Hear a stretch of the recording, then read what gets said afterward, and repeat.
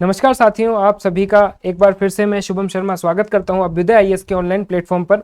चलिए तो अपने सेशन को शुरू करते हैं। डेली एमसीक्यू सीरीज आपके लिए चलिए शुरू की गई है, तो इसको उसी तरह से अपन कंटिन्यू करते हैं। चलो अगला सवाल देखते हैं। हाल ही में सुप्रीम कोर्ट ने ईडब्ल्यूएस आरक्षण 103वां संविधान संशोधन मामले में संविधान पीठ ने जो फैसला सुनाया है उसके बारे में आपसे सवाल पूछा गया है।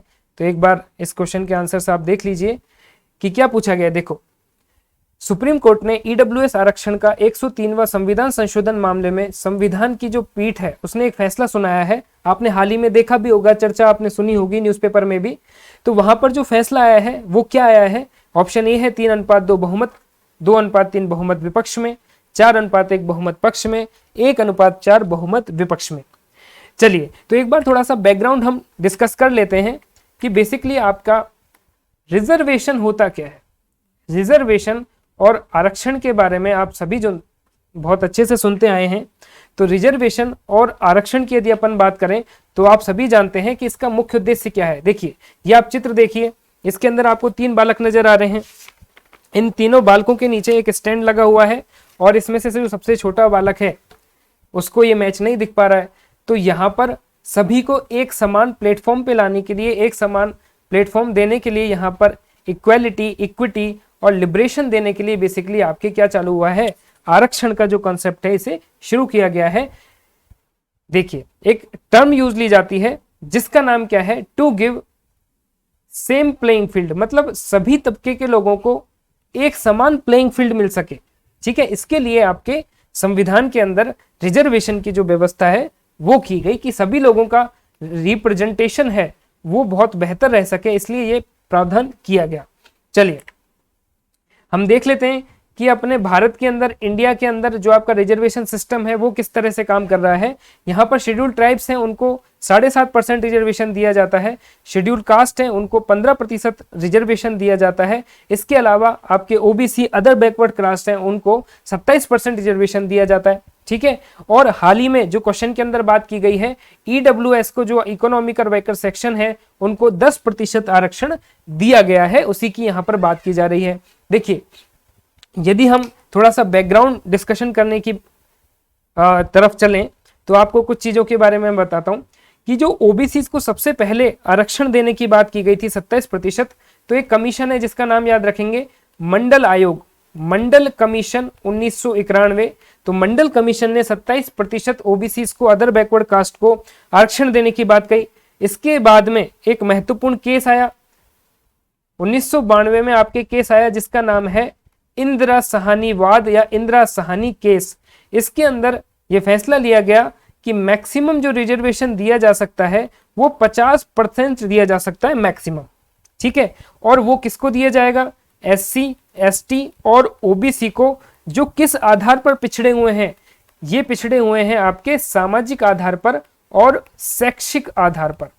तो आप फिर कहेंगे कि ये ईडब्ल्यूएस का आरक्षण इसमें बीच में कहां से आ गया, तो उसी के बारे में मैं आपसे यहाँ चर्चा करना चाहता हूं कि यदि ईडब्ल्यूएस के आरक्षण की यदि हम बात करें तो संविधान के अंदर 103वां कॉन्स्टिट्यूशन अमेंडमेंट किया गया है। संविधान के अंदर 103वां संविधान संशोधन किया गया है, जिसमें ऐसे लोग जो इकोनॉमिकली बैकवर्ड है, इकोनॉमिकल बैकवर्ड है मतलब गरीबी के श्रेणी के अंदर जिनको माना जा रहा है, सवर्ण हैं, तो उनके लिए आपके 103वां संविधान संशोधन करके और ईडब्ल्यूएस का 10% आरक्षण यहां पर दिया गया है। आप सभी जानते हैं कि संविधान के अंदर यदि आप आर्टिकल्स की बात करेंगे तो आर्टिकल 15,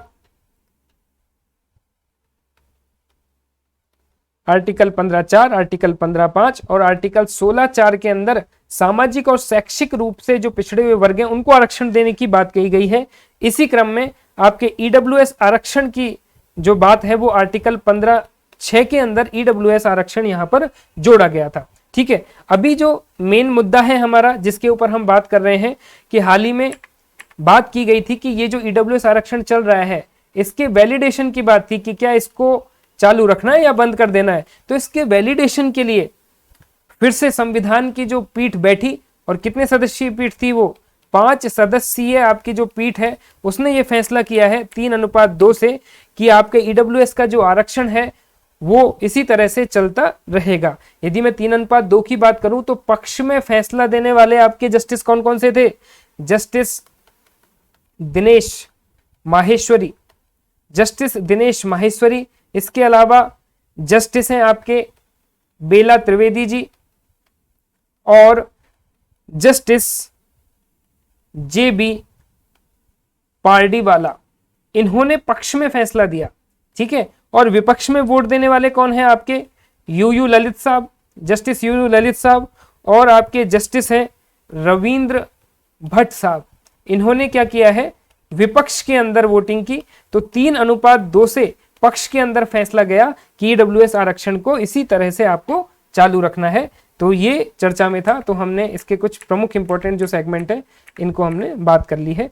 चलो, इसके अलावा मैं आपको यहाँ बताना चाहूंगा कुछ इंपॉर्टेंट अमेंडमेंट्स जो भारतीय संविधान के आपको ध्यान रखने हैं और बहुत अच्छे तरीके से आपको उनको ध्यान रखना है। तो कौन कौन से हैं? चलिए एक लिस्ट बना लेते हैं फटाफट से हम। देखिए, जो आपको याद रखना है, 100वां संविधान संशोधन 2015 किससे रिलेशन है? भारत के और बांग्लादेश के बीच में, भारत और बांग्लादेश के बीच में एक लैंड को लेकर लैंड बाउंड्री आपके एग्रीमेंट हुआ था, तो उससे संबंध है आपके 100वें संविधान संशोधन का। ये क्वेश्चंस बहुत फ्रिक्वेंटली एग्जाम्स में आते हैं। 101वां संविधान संशोधन 2016, इसका संबंध है आपके, जिससे आपके goods and service tax GST को इंट्रोड्यूस किया गया। 102वां संविधान संशोधन 2018, इसमें एक संस्था है NCBC, इसको क्या बना दिया गया? कॉन्स्टिट्यूशन, संवैधानिक बॉडी बना दिया गया। ये क्या है NCBC? National commission for backward classes. Direct सवाल पूछे जाते हैं यहां से, ध्यान रखेंगे। 103वां संविधान संशोधन, जिसकी इस क्वेश्चन में चर्चा की गई है, इसके द्वारा इकोनॉमिक वीकर सेक्शन को आपके 10% आरक्षण देने की बात कही गई है। और 104वां संविधान संशोधन कब हुआ है? 2020 में। इसमें एंग्लो इंडियन जो समुदाय है, आपने नाम सुना होगा, इनको जो विधानसभा के अंदर और लोकसभा के अंदर रिजर्वेशन दिया जाता था, उसको बंद कर दिया गया है। इसके अलावा दूसरी बात है कि जो SC ST की सीट्स हैं, कहां पर? आपके लेजिस्लेचर के अंदर, चाहे वो स्टेट का हो चाहे सेंटर का हो, तो वहां पर जो SC ST को रिजर्वेशन की जो सीट्स दी जाती हैं, जो पहले दी जा रही थी 70 साल से, उनको बढ़ा करके अब अगले 10 साल के लिए भी सेम सीट्स आपके कर दी गई हैं। तो आप ये टेबल, ये आप बहुत अच्छे से याद रखिएगा। चलिए अगले सवाल की तरफ चलते हैं। G20 में भारत का प्रतिनिधित्व के बारे में आपको कथन बताना है। ऑप्शंस हैं, राजस्थान वित्त आयोग की पूर्व अध्यक्षा डॉक्टर ज्योति किरण इसका प्रतिनिधित्व करेंगी। भारत G20 समूह की अध्यक्षता करेगा। इसमें महिलाओं के समावेशी विकास के एजेंडे को प्रमुख मुद्दा बनाया गया है। और ऑप्शन डी है यह सभी। चलिए, तो G20 की यदि अपन बात करें तो मैंने आपको बताया था कि G का मतलब होता है ग्रुप, और ये किसका ग्रुप है? ग्रुप है 20 कंट्रीज का, जो कि कैसी कंट्रीज हैं? मेजर इकोनॉमी है वर्ल्ड की। वर्ल्ड की क्या है? ये मेजर इकोनॉमीज है। मैंने पिछले सेशन में भी बताया था G7 कंट्रीज हैं ये सभी आपकी, Germany, Canada, France, UK, US, Italy, Japan. इसमें आप एक कंट्री कौन सी जोड़ देते हैं? रशिया जोड़ देते हैं तो G8 बन जाती है, और ये 12 और जोड़ देते हैं तो कौन सी कंट्रीज बन जाती हैं? G20 कंट्रीज आपके बन जाती हैं। तो G20 सम्मेलन सबसे पहले आपके 1999 से शुरू हुआ था, और G20 कंट्रीज में आपके 19 तो आपके देश हैं और एक क्या है? आपके यूरोपियन यूनियन। तो ये बात आपको पता होनी चाहिए। चलिए, अब G20 सम्मेलन की क्या की जाती है? अध्यक्षता की जाती है बारी बारी से अलग अलग देशों के द्वारा। ये 20 जो देश हैं, इन्हीं के द्वारा इसकी अध्यक्षता की जाती है।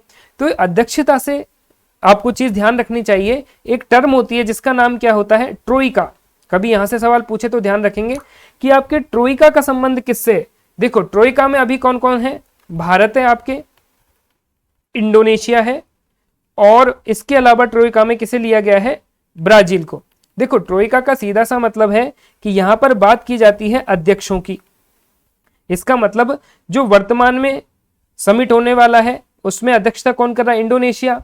अगला समिट कहां होने वाला है? भारत में, जो कि अध्यक्षता करेगा। और इससे पहले जो समिट हुआ था वो कहां हुआ था? ब्राजील में। इसका मतलब वर्तमान, पिछला और आने वाले जो अध्यक्ष जो देश हैं उनका जो समूह है उसे क्या कहा जाता है G20 में?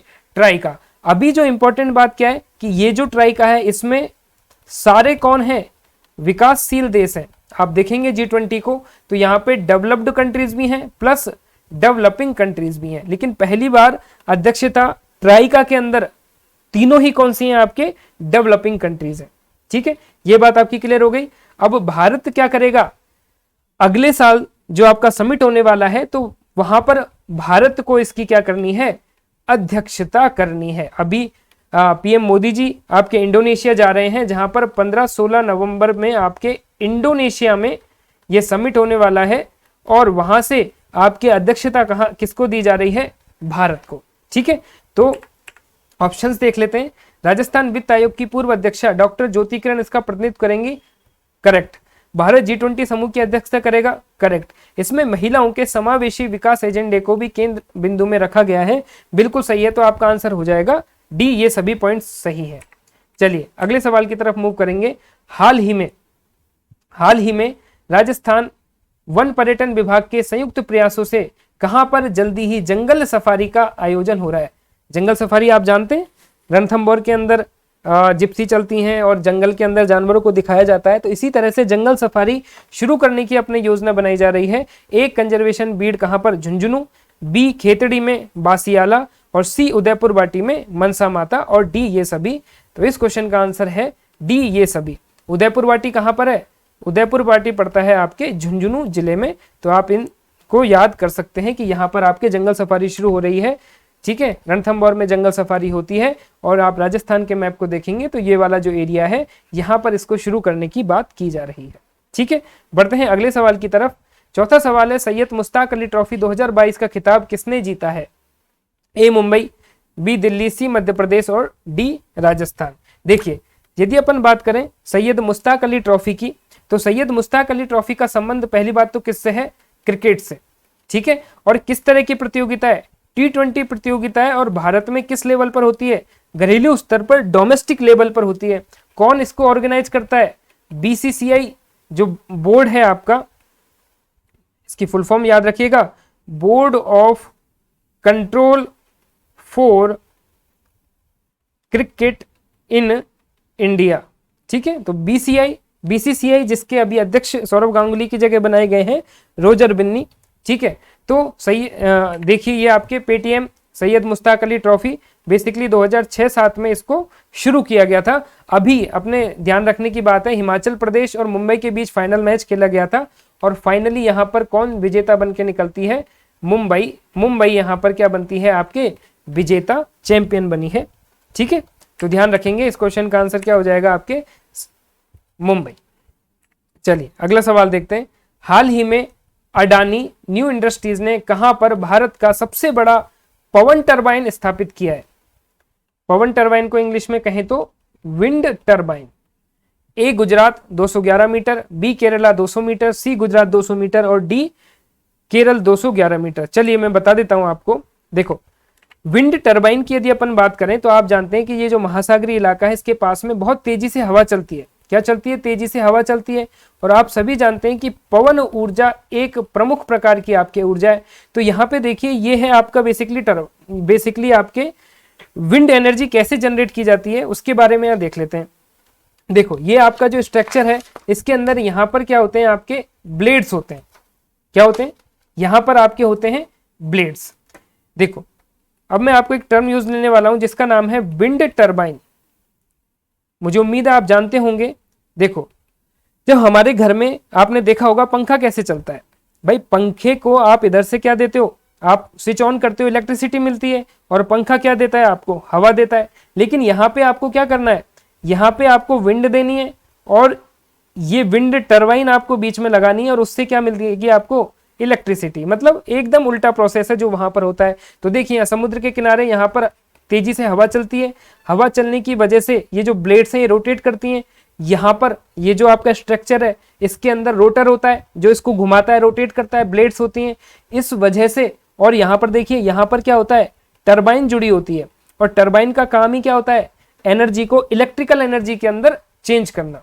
ठीक है, देखिए यहाँ से आप देखिए, ये आपकी हवा आएगी, ये विंड्स यहाँ पे टकराएगी, रोटर से टकराएगी, और यहाँ पे आपकी जो टरबाइन है वो क्या करेगी, इलेक्ट्रिसिटी जनरेट कर देगी, इलेक्ट्रिसिटी जनरेट कर देगी। साथ में यहाँ पर लगे होंगे ट्रांसफॉर्मर, जिनके माध्यम से जो इलेक्ट्रिसिटी है उसको कहाँ तक पहुंचा दिया जाएगा, ये आपके यहाँ पर जो ग्रिड्स हैं वहां तक इलेक्ट्रिसिटी पहुंचा दी जाएगी। तो इसका मुख्य उद्देश्य है कि आपके पवन ऊर्जा से इलेक्ट्रिसिटी प्राप्त करना। इस क्षेत्र में कौन काम कर रहे हैं, अडानी। तो अडानी न्यू इंडस्ट्रीज ने आपके भारत में सबसे बड़ा का मतलब है यहाँ पर हाइट में होता है, ठीक है, कि ये हाइट कितनी है, सबसे इंपॉर्टेंट क्या है, ये जो हाइट है, मतलब इतनी ऊंचाई पे बनाया गया है। तो इस क्वेश्चन का आंसर हो जाएगा गुजरात में 200 मीटर हाइट पर आपके ये सिस्टम लगाया गया है।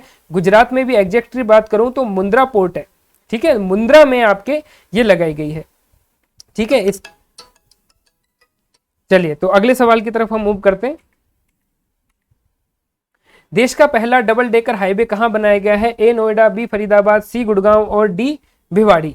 तो डबल डेकर हाईवे आपका बनाया गया है नोएडा में, ठीक है। ये आप चित्र में देख सकते हैं, जैसे डबल डेकर ट्रेन होती है, एक के ऊपर एक डब्बे होते हैं, इस तरह से, इसी प्रकार से यहाँ पर डबल डेकर हाईवे का निर्माण चल रहा है, जो कि आपके कहां पर है, नोएडा में। क्वेश्चन नंबर 7 है आपके, हाल ही में ऑस्ट्रेलियन नेवी और भारतीय नौसेना ने कहां पर समुद्री भागीदारी अभ्यास किया है, ए बंगाल की खाड़ी, बी अरब सागर, सी कच्छ का रण।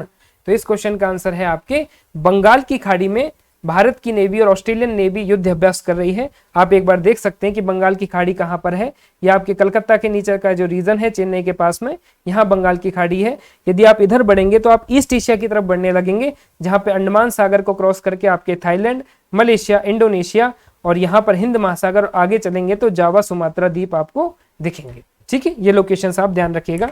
अगला सवाल है, हाल ही में शिक्षा मंत्रालय ने जनजातीय गौरव दिवस मनाने की घोषणा की है। ऑप्शन ए कब करी है, 11 नवंबर, 15 नवंबर, 21 नवंबर और 16 नवंबर। कब आपका जनजातीय दिवस मनाया जाएगा, जनजातीय गौरव दिवस। चलिए तो एक थोड़ा बैकग्राउंड जानने की कोशिश करते हैं कि बेसिकली क्यों मना रहे हैं ये।